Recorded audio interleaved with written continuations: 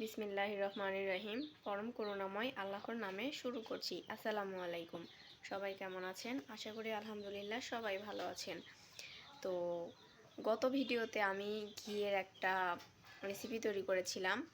তো ঘি থেকে বেঁচে যাওয়া দুধটুকু দিয়ে আমি কি রান্না করব এটাই আজকে আপনাদের সাথে শেয়ার করব। তো শুরুতেই আমি দুধটা ভালোভাবে জাল করে নিব। দেখা যাক এটা কতটুকু ঘনত্বে আসে। যেহেতু এটা অনেক পাতলা আছে, তো এটা আমি একটু ঘন করে জাল করে নিব। তো ফিরে আসছি কিছুক্ষণ পর। দুধটা জাল করার মধ্যেই আমি দিয়ে দিব আমি আমার পরিমাণ মতো চিনি দিয়ে নিব।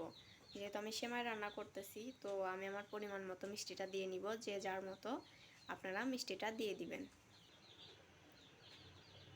তো আজকে আমি রান্না করতেছি যে বনফুলের যে একটা সেমাই আছে, বনফুলের লাচ্ছা সেমাইটা। তো এটাই আজকে রান্না করব, দেখি কেমন লাগে। আমি কোনো সময় ট্রাই করি নাই। তো এই তো দুধের সাথে আমি চিনি দিয়ে দিছি 3 টেবিল চামচ।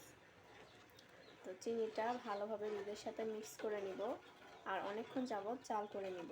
এতে একটু ঘন হয়ে আসবে, কারণ চিনি দিলে তো দুধের ঘনত্বটা এমনিতেই পাতলা হয়ে যায়। তো ওই জন্য আমি শুরুতেই চিনিটা দিয়ে দিছি, যাতে করে ঘনত্বটা একসাথে ঠিকঠাক থাকে। তো ভালোভাবে কিছুক্ষণ ঘন করে নিব দুধটা। এই তো দুধটা আমি ভালোভাবে জাল করে ঘন করে নিছি। নেওয়ার পর এই যে অনেকটাই কমে গেছে আর অনেকটাই ঘন হয়ে আসছে। নামিয়ে নেওয়ার পরে আমি একটু ঠান্ডা করে নিছি, একদম ঠান্ডা না, নর্মাল গরম আছে, যেন আঙুল চুবানো যায়। কারণ বনফুল সেমাইটা একটু নরম টাইপের হয়, তো ওই জন্য আমি নামিয়ে নিছি। যে যতটুকু গরম আছে এতটুকু গরমের মধ্যে আমি সেমাইটা দিয়ে দিব।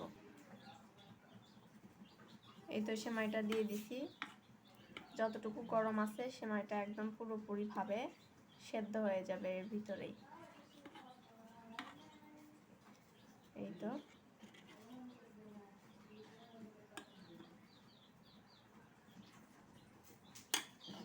এই তো তৈরি হয়ে গেল আজকের ফেলে দেওয়া জিনিস দিয়ে কীভাবে আমি খাবার তৈরি করলাম এটাই শেয়ার করলাম। তো রেসিপিটি যদি ভালো লেগে থাকে অবশ্যই বাসায় ট্রাই করবেন। আশা করি সবার কাছেই ভালো লাগবে। তো আজকে এই পর্যন্তই। সবাই ভালো থাকুন, সুস্থ থাকুন, নিরাপদে থাকুন। আল্লাহ হাফেজ।